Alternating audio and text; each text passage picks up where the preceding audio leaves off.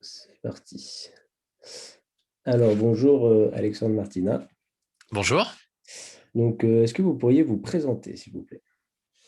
Alors, en quelques mots, je suis un autodidacte, c'est-à-dire que j'ai appris la radio en écoutant la radio et en côtoyant des professionnels de la radio. C'est ce qui m'a donné, on va dire, un petit peu tout ce bagage. Et essentiellement, en fait, ce qui m'a donné envie de faire de la radio, c'est d'écouter la radio, en fait. Ce côté univers qu'on peut créer uniquement avec une voix, avec une ambiance sonore, avec ouais, en fait c'est tout ça Mhm. qui ont fait que ça m'a donné envie moi aussi à mon tour de transmettre quelque chose, puisque je pense que la radio c'est l'idée première, c'est de transmettre, et en plus vraiment dans les deux sens du terme, c'est-à-dire aussi bien techniquement Mhm. que idéologiquement ou philosophiquement. Euh, Certes, la technique va aider à transmettre un message intellectuel, Ok. mais je suis aussi passionné par la technique que par l'éditorial. Alors, donc, on comprend bien que c'est votre passion. Et justement, pour transmettre cette passion, quel a été votre parcours un peu? Comment vous y êtes arrivé?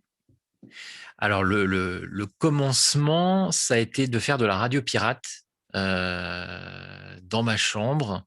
En fait, j'écoutais effectivement beaucoup la radio, j'écoutais particulièrement Europe 1. À cette époque de ma vie, en fait, j'étais donc chez mes parents, j'étais ado et j'étais en Angleterre. D'accord. Et donc, du coup, il y avait quand même un certain nombre de radios limitées. On captait les grandes ondes.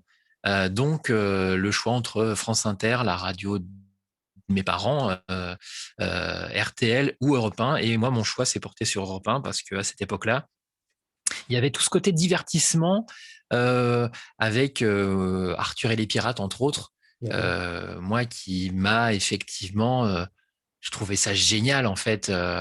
Alors même si très rapidement j'ai compris qu'il y avait beaucoup d'histoires de comédiens, en fait tout était très scénarisé dans les sketchs, dans les faux auditeurs qui revenaient de façon récurrente, mais il y avait un travail d'auteur et de mise en scène en fait. Il y Mhm. avait une sorte de théâtralisation un petit peu de la radio, et donc c'est ça qui m'a donné envie. Et puis le côté aussi info. Euh, et donc j'ai commencé à. Alors, j'ai pas copié Arthur et les pirates parce que il aurait fallu avoir une équipe et du talent, mais j'ai commencé à passer de la musique, à réécrire des flashs d'informations. D'accord. Donc on va dire que le côté journalistique m'a aussi bien attiré. euh, et donc c'est voilà, et avec un copain de classe, en fait, on a commencé à faire de la radio pirate pour son frère qui habitait en fait dans limite l'immeuble d'en face. D'accord. Donc voilà en fait comment ça a commencé. D'accord. Donc, est-ce que vous estimez qu'il y a une différence entre la radio à vos débuts et la radio maintenant ou au cours de votre vie? Qu'est-ce qu'il y a eu comme changement Alors important? ben même moi j'ai changé. C'est qu'effectivement au tout début c'était histoire de se faire plaisir en transmettant quelque chose. Euh, le parallèle entre c'était il y a 25 ans et maintenant, c'est que bah, je suis beaucoup moins innocent que à cette époque-là.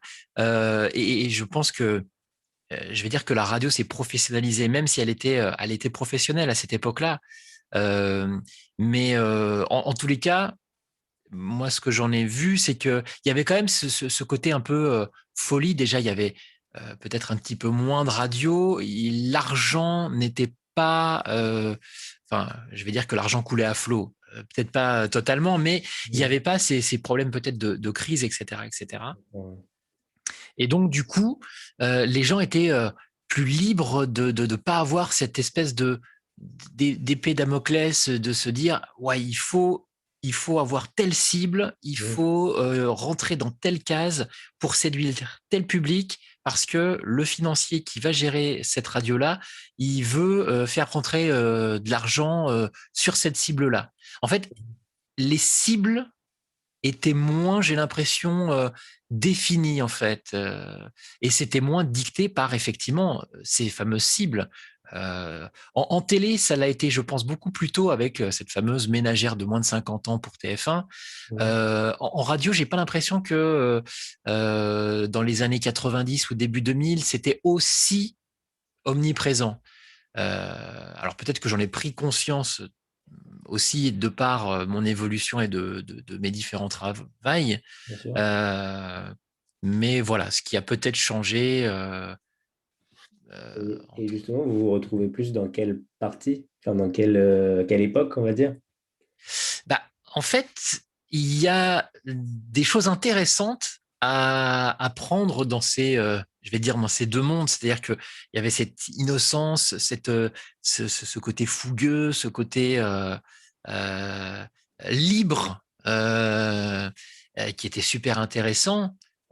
Et je pense qu'effectivement, le cerveau n'était pas parasité par plein de choses qui, euh, qui empêchent, en fait, qui formatent Mhm. les choses. Le côté actuel, c'est que sociologiquement, c'est très intéressant aussi, je trouve, d'étudier des cibles, des comportements, pourquoi l'auditeur va zapper, qu'est-ce qui vient chercher l'auditeur. En fait, c'est pas le même raisonnement, c'est pas la même approche. Oui, aujourd'hui, Euh, il y a plus de moyens c'est ça. pour bien vivre la radio. Pour analyser, pour Ouais. effectivement. Après, est-ce que ça en fait de la meilleure radio? J'en suis pas plus Euh, sûr que ça. hmm, Il y a ces outils, il faut faire avec parce d'accord. que bah en fait tout le monde va les utiliser, tout le monde va devenir de plus en plus pointu. Donc il faut savoir évoluer avec son temps et Ouais, c'est là où c'est intéressant pour la radio, c'est que effectivement, ça a évolué et donc il faut pas rester sur des schémas des années 90, 2000 ou même années 80 parce qu'effectivement, si ça marchait à cette époque-là, c'est parce qu'il n'y avait pas toutes ces contraintes et tout ce formatage. bien sûr. Maintenant, faut faire avec le temps, avec Internet qui est venu aussi parasiter et est venu perturber les habitudes d'écoute et tout ça. Vous trouvez que c'est justement un concurrent qui peut être nocif, Internet, ou ça reste positif pour la radio? Alors, bah, alors ça va être compliqué pour moi de répondre à cette question-là, puisque je viens de ce monde de l'Internet. Donc, ça a été pour moi une vraie chance Bien sûr. de pouvoir faire de la radio sur Internet, de développer quelque chose sur Internet. Après, Internet, c'est tellement vaste, en fait. Euh, ce qui pourrait, on va dire, parasiter, ce qui pourrait un petit peu perturber la radio, c'est alors je pense tout de suite à tout ce qui est streaming en Oui. fait, aux plateformes de streaming qui ne sont pas de la radio en fait, qui sont un truc à côté, Mhm. mais qui viennent concurrencer dans les habitudes d'écoute des gens.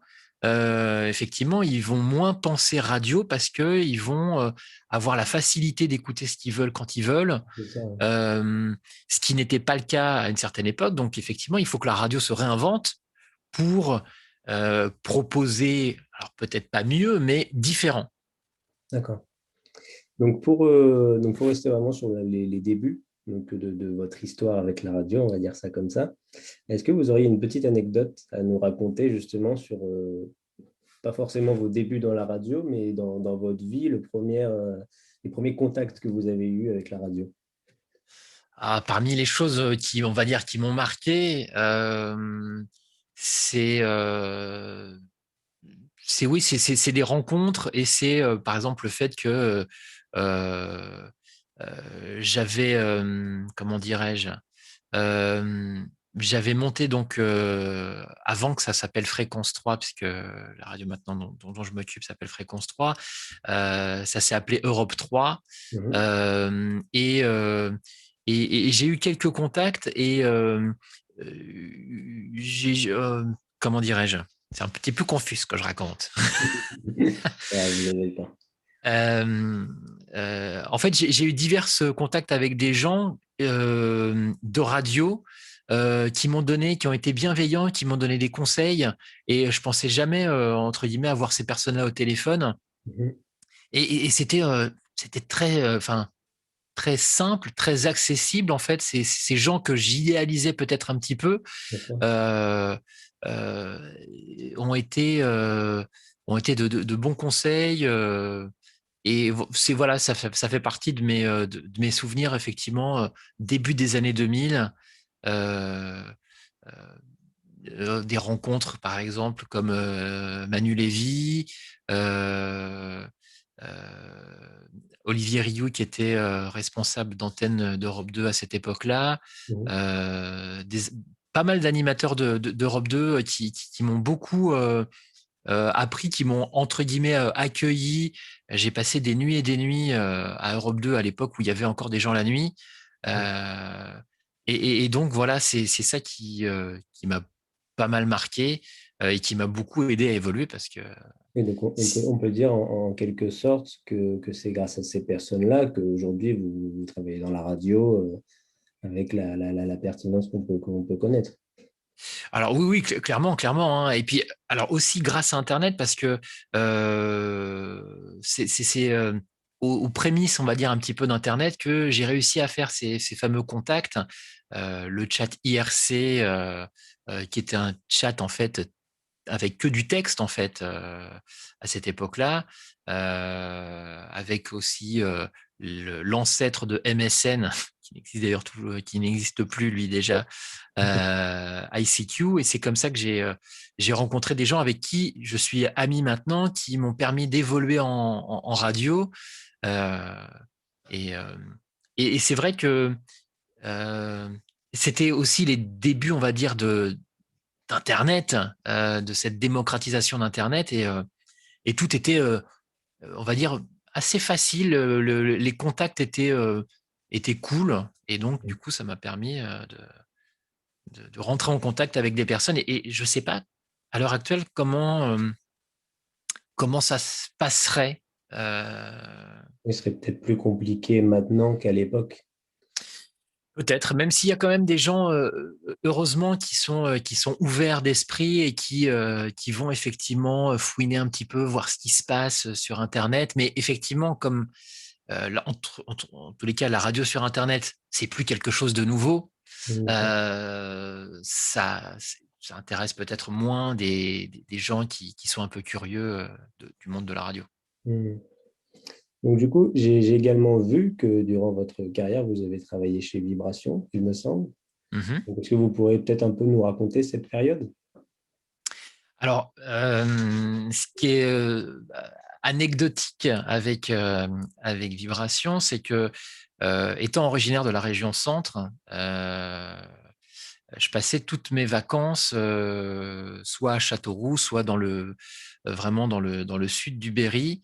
Et donc, du coup, Vibration, pour moi, c'était la radio, effectivement, que j'écoutais quand je venais en vacances et qui me faisait rêver parce que à cette époque-là, l'habillage, c'était des voix d'acteurs, enfin des doublures d'acteurs français. Donc, en fait, il y avait tout un univers, là, une fois de plus. Et je me souviens avoir appelé plusieurs fois la ligne rouge Vibration, D'accord. euh, qui était en fait une espèce de truc qu'on pouvait faire ses dédicaces le soir. D'accord. Et c'était vraiment le truc très excitant parce que voilà, on écoutait pour savoir si effectivement son message allait passer. Enfin, c'était quelque chose d'assez fou. Et quand un de mes amis m'a dit qu'il recherchait un animateur et un programmateur musical à Vibration, Mhm. bah du coup, je me suis dit waouh, L'occasion. c'est assez fou. Voilà, c'est la radio qui a pu me faire rêver effectivement quand j'étais petit. Et donc du coup, voilà pour la partie anecdotique de Vibration. D'accord. Donc, vous y êtes resté combien de temps à peu près? 4 ans. 4 ans. Donc, justement, après ce passage à Vibration, quelle a été la prochaine étape? Alors ça, on va dire que Vibration, c'était un peu au milieu de ma carrière radio. Après, ça a été Sweet FM au Mans.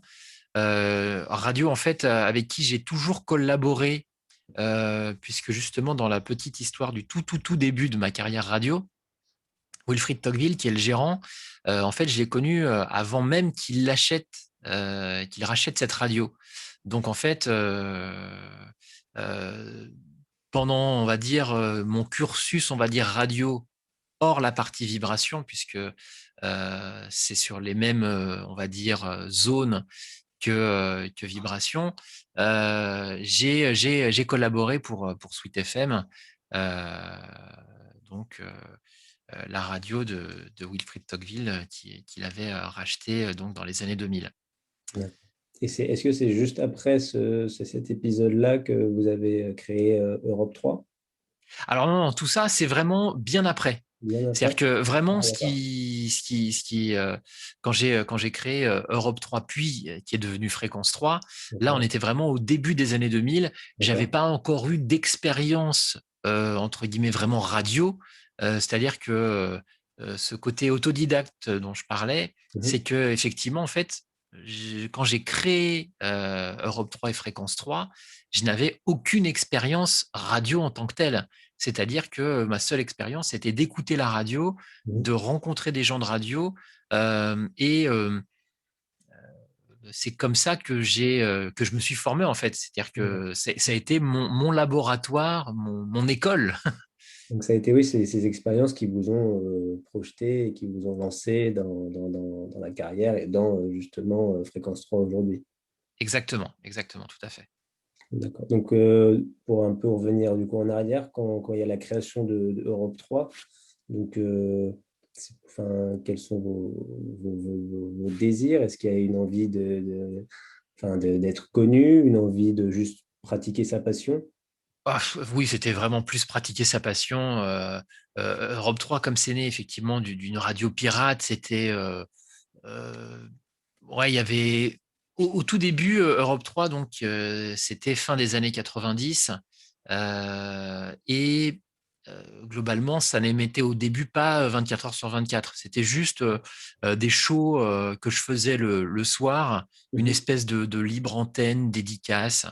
Euh, et c'est par la suite, en fait, me rendant compte que bah, c'était un peu dommage de faire, de faire un show et puis bah, de couper le courant à 2 heures du mat et de recommencer le lendemain. Et je me suis dit, bah, si je faisais tourner un flux musical, euh, histoire que les gens, et puis je sais pas, ça a été un genre effectivement d'exercice. Je me suis dit, bah, euh, faire une programmation musicale, ça n'a pas l'air d'être si complexe que ça. Je Mhm. pense que j'ai très rapidement compris les, le concept on va dire, de la programmation, de quelque chose de diversifié, mais avec une certaine forme de cohérence.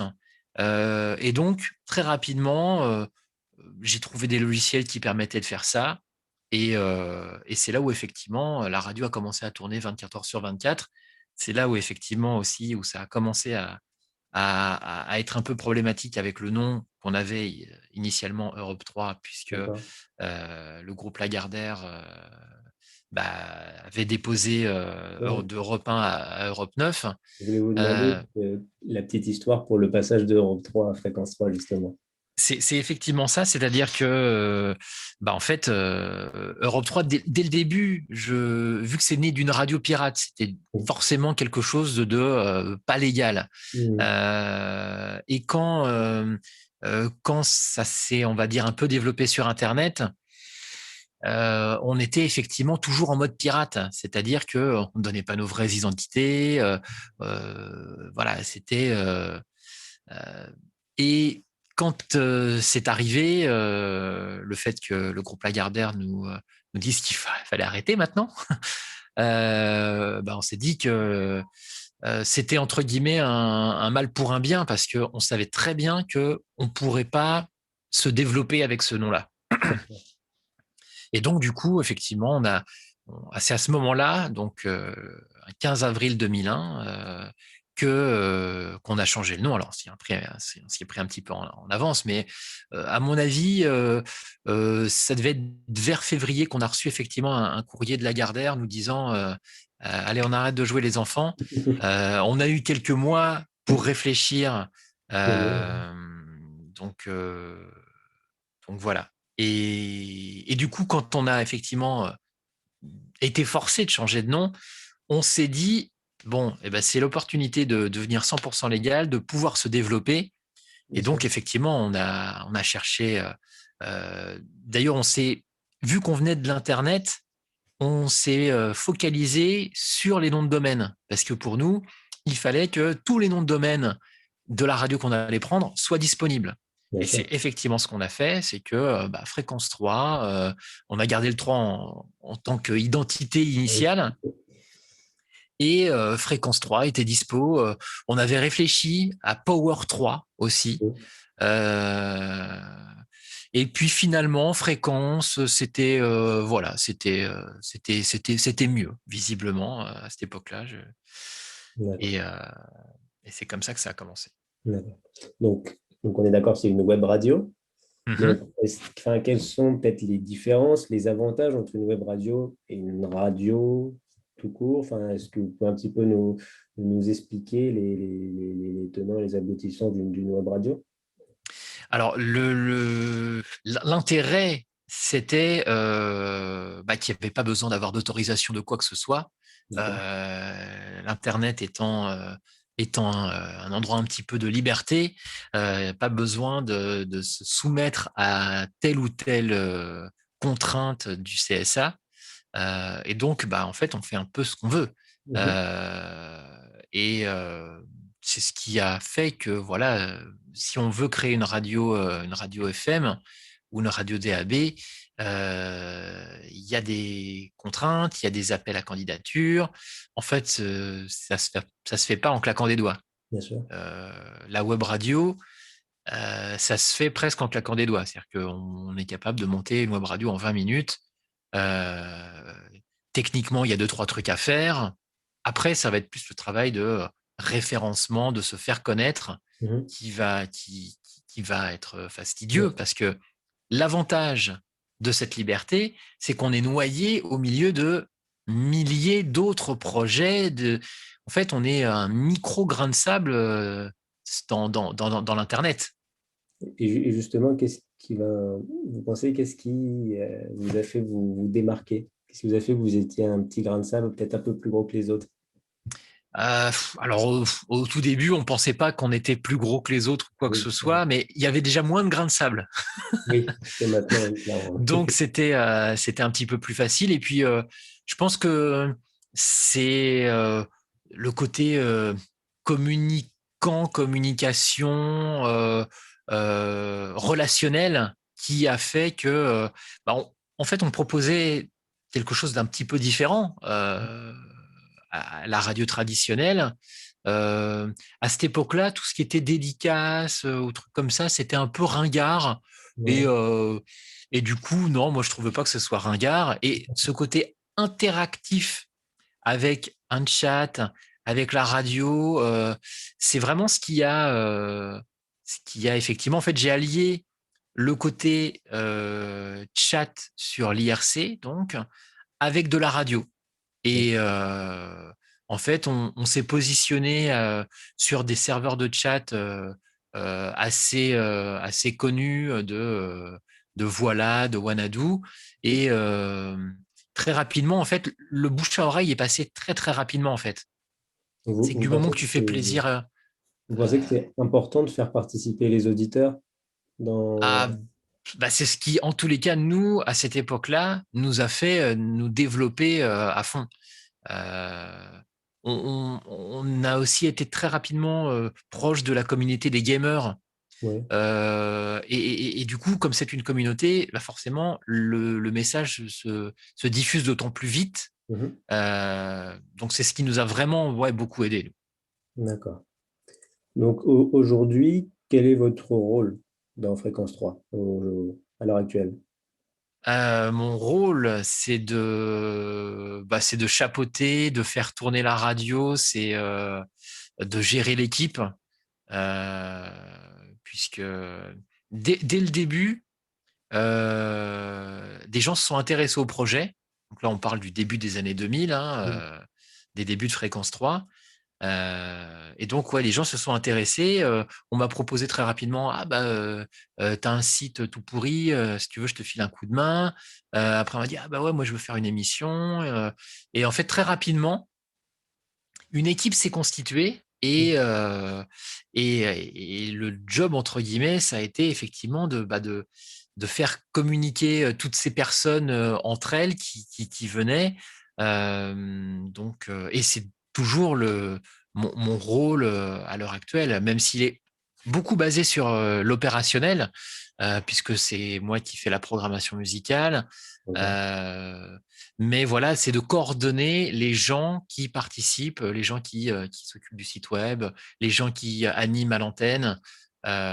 Donc toutes ces personnes-là, il y a besoin de les faire parler Mmh. entre elles. Mmh. Et ce qui est d'autant plus vrai à l'heure actuelle, c'est que à l'heure de la communication, eh ben, si on met pas en lien les personnes, si on fait pas le lien, en fait, c'est ce lien de coordination qui est très important et qui est très, qui prend beaucoup de temps, hein, parce que Bien sûr.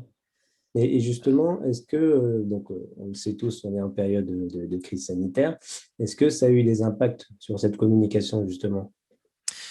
ça a libéré un petit peu de temps, mais ça n'a pas eu pour moi un impact assez fou, on va dire. Ça a pas été la révolution parce qu'on a, on va dire, cette habitude de télétravail. En fait, nous, on l'a depuis la création, Mmh. puisque les gens sont chez eux, participent au projet depuis chez eux, et il y a des gens qui sont aux quatre coins de la France, voilà, qui font de l'animation, pour faire un site web, il n'y a pas besoin d'être à un endroit précis, hein. Mmh, C'est d'accord. ça aussi la force d'Internet, c'est que où que soient les gens peuvent participer au projet.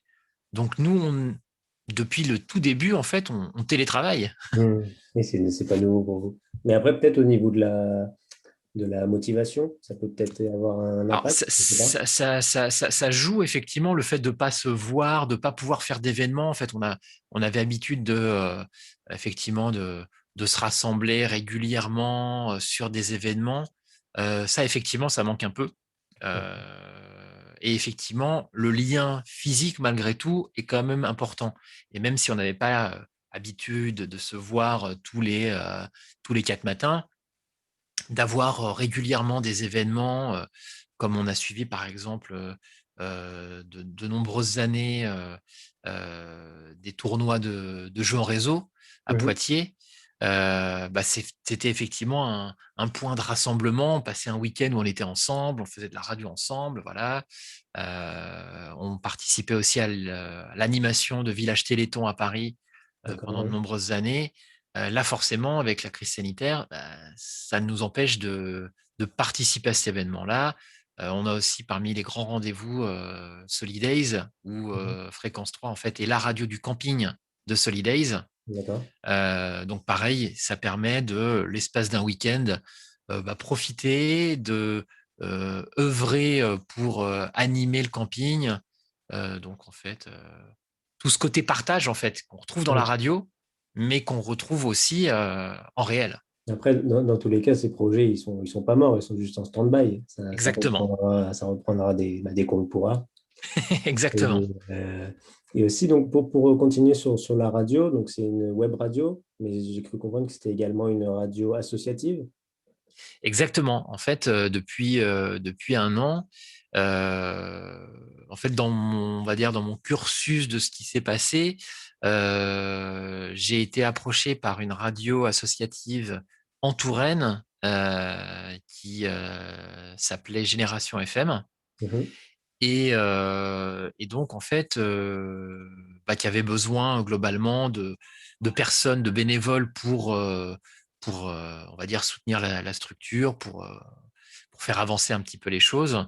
Mhm. Et donc, en fait, je me suis occupé, on va dire, sous la casquette de Génération FM pendant une douzaine d'années. Et en fait, on a mis en place au fil du temps de plus en plus de connexions avec Fréquence 3 et on a décidé de changer le nom de Génération FM en Fréquence 3, en fait, que cette radio associative adopte la marque Fréquence 3. Mhm. Alors, pour plusieurs raisons. Très rapidement, c'est parce que il existe dans le monde et en France une autre radio qui s'appelle Génération D'accord. avec un S, qui est une radio qui est assez récente, on va dire, hein, parce que quand Génération FM en Touraine a adopté ce nom-là, Génération, la radio hip-hop parisienne, en fait, n'existait pas. D'accord. Donc voilà. Mais globalement, cette radio prenant de plus en plus de place dans le paysage, alors même si ce n'était pas le paysage régional, Mhm. le fait qu'elle postule pour avoir une fréquence en radio numérique terrestre, en Mhm. DAB+, et arrive prochainement en Touraine, eh bien, allait renforcer d'autant plus la confusion entre Génération FM et Génération avec un S. Oui, donc c'est mieux d'avoir son Euh, identité propre à soi pour. Exactement. Et comme c'est une radio commerciale qui a un petit peu plus de moyens que n'avait Génération FM, Ah. eh bien, on ne joue pas sur le même entre guillemets pied d'égalité où Mhm. on n'a pas la même ambition globalement, et puis clairement pas le même format, mais la confusion étant possible, et si on revient quelques années en arrière, quand j'ai créé Fréquence 3, la première chose sur laquelle je me suis limite basé, c'était effectivement la marque, les noms de domaine, pour qu'il n'y ait pas de confusion ou plusieurs projets qui peuvent en fait se vampiriser. Euh, et le fait d'avoir un nom très similaire, déjà avec cette radio parisienne hip-hop, Mhm. et également, il y a une radio suisse qui s'appelle aussi Génération FM. Il y Mhm. a, il me semble, au Québec aussi. Mhm. Globalement, quand on va demander à une enceinte connectée, ce qui prend de plus en plus de place, Mhm. forcément, ça va être compliqué. Bien sûr. Donc, on va dire que le nom Génération FM n'avait pas vraiment d'avenir parce que ça veut entre guillemets un peu tout et rien dire, parce qu'il y a aussi des émissions de radio qui s'appellent Génération FM. Oui. Euh, Globalement, il aurait fallu être plus requin que les requins à une autre époque, et Mhm. c'était pas l'intention. D'accord. Euh, et donc du coup, en fait, c'est ça qui a fait que on a changé le nom de cette radio, ce qui n'est jamais simple, hein, puisque effectivement, certaines personnes sont habituées Mhm. à un nom, même si eux, l'Internet, c'est totalement une autre sphère, que les autres générations FM qui puissent exister dans le monde, ils ne les connaissent pas. Si on veut évoluer avec son temps, Oui, c'est ça, ouais. il faut potentiellement que on soit accessible facilement via des plateformes numériques, etc., etc. Donc, Oui, ça peut rendre plus compliqué le fait de toucher de nouveaux auditeurs, surtout. exactement, voilà, Parce tout que à fait. les fidèles, forcément, bah, ils vont rester, ils vont savoir que c'est Exactement. ça, mais. Donc, Donc, ouais. c'est ce qui a fait effectivement qu'on change de nom. Et étant président déjà de Fréquence 3, Mhm. euh, la première asso euh, de Fréquence 3 était en Touraine. D'accord. Euh, et la personne avec qui j'ai monté Fréquence 3 en 2001 est une personne en fait de Jouer les Tours. Mhm. Il y avait une espèce de, effectivement, de, de, de boucle qui pourrait se boucler. Et donc, c'est pour ça qu'on a décidé effectivement de renommer et de rebaptiser cette radio en Fréquence 3, ce qui était d'autant plus simple dans la gestion qu'on avait commencé à mettre en place, qu'on puisse avoir des échanges d'animateurs, de choses, Oui, bien sûr. vraiment une synergie. Mhm. Euh, et donc, Et Donc voilà. justement, par rapport à tout ça, est-ce que vous avez maintenant des projets pour le futur par rapport, enfin, pour ces radios? Euh, on n'a jamais fonctionné avec une vraie idée, un vrai, euh, comment dirais-je, Un fil rouge, un vrai. on n'a pas d'ambition démesurée en fait. D'accord. La seule ambition, on va dire, c'est de faire de la radio et de transmettre quelque chose, d'apporter peut-être que l'ADN de Fréquence 3, si on pouvait résumer ça, c'est d'apporter une alternative crédible et sérieuse à ce qu'il existe déjà en radio. C'est-à-dire avec des codes radio, Mhm. une certaine forme de formatage, mais là où il y a des formatages, on va dire, assez extrêmes dans tout ce qui peut être rotation de musique, vraiment très, très forte, nous, on pense que il faut qu'il y ait un produit cohérent, mais qui puisse apporter une vraie alternative à ce qu'on a déjà. Ça ne veut pas dire qu'on ne va pas jouer de tubes, puisqu'en plus notre slogan c'est une rafale de tubes, mais on peut avoir une vision un petit peu moins obtuse et un peu plus ouverte dans des choix musicaux, dans ce qu'on va proposer aux auditeurs. Et en D'accord. tous les cas, sur la web radio, ça a prouvé son intérêt et son succès. Mhm. Et sur la radio FM, je suis persuadé que effectivement, la couleur d'antenne et l'ADN fréquence 3 peut trouver effectivement son public. Oui, donc vous ne fermez pas de porte, justement, vous essayez de rester un maximum ouvert enfin, à plusieurs possibilités en fonction de vos envies, quoi. Exactement, exactement. D'accord. Et bon, pour finir, dans un aspect un peu plus général, on en parlait tout à l'heure avec un peu la concurrence, entre guillemets, d'Internet, mais est-ce que pour vous, la radio, elle a un avenir, peut-être à court terme ou à long terme? C'est la bonne question. Euh, je pense elle a un avenir si elle, effectivement, si elle se réinvente, si Mhm. elle propose, des choses. En fait, je pense, c'est un avis totalement personnel là pour le coup, que la radio s'est formatée, la radio s'est un petit peu tétanisée dans un univers en ayant peur effectivement d'internet, pendant de nombreuses années, on a dit que la télé allait tuer la radio. Oui, c'est vrai qu'on a beaucoup entendu ça. Et en fait, la télé n'a jamais tué la radio. Limite, la télé s'est plus auto-tuée et a beaucoup plus mal avec tout ce qui peut être Netflix, replay, euh, parce que on va dire, ce sont des habitudes de consommation. Je pense que la radio a encore un peu de temps devant elle avant d'être vraiment sur le déclin, puisque Mhm. la radio, c'est quelque chose qu'on emporte. C'est quelque chose qu'on peut faire, qu'on peut écouter tout en faisant d'autres choses, tout en travaillant. Donc, je pense que la radio, il faut qu'elle se réinvente, effectivement. Il faut que elle propose des contenus, euh, des choses intéressantes et innovantes.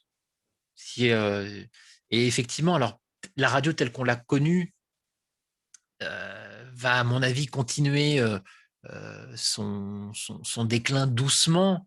Mhm. Mais je pense qu'il ne faut pas effectivement qu'on reste focalisé sur un produit linéaire qui est de l'écoute avec un poste radio, mais effectivement qu'elle se porte sur du podcast, sur des contenus. Ça sera plus forcément peut-être de la radio telle qu'on l'imaginait, Bien sûr. mais voilà, c'est quand même malgré tout une histoire de voix, une Mhm. histoire de transmettre quelque chose.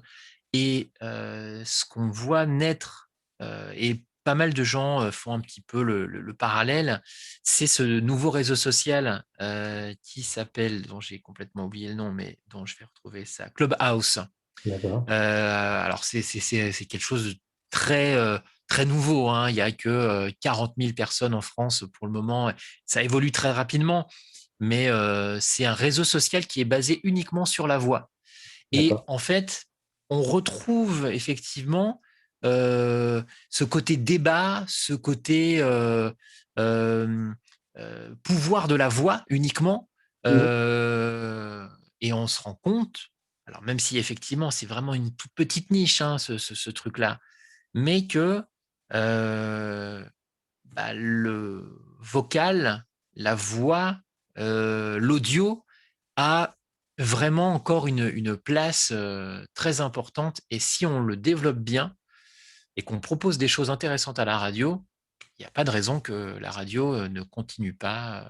Et surtout en plus avec la période qu'on vit, je pense que c'est d'autant plus Exactement. important de faire perdurer et d'apporter quelque chose de plus avec la voix et la radio en général. Mais peut-être que le vrai problème que va ou qu'a la radio, c'est que il y a de moins en moins de gens qui sont intéressés Oui. pour faire de la radio. Et ça, c'est un appel que je lance, c'est que de trouver des bénévoles en 2021, des gens qui ont les yeux qui brillent un petit peu quand on leur dit, voilà, il y a de la radio, c'est très compliqué Mhm. parce que effectivement, à côté de ça, on est parasité par YouTube, par le fait de faire sa chaîne, d'être sa propre image. Ouais. euh, et ce qui est compliqué, effectivement, c'est que les gens, ouais, ça ne les fait plus rêver et ils sont plus auto-centrés, on va dire, sur eux que sur développer un projet, d'aider, on va dire, une marque, une radio Mhm. à faire quelque chose. Et ce côté équipe et développer un, quelque chose, enfin, tu vois.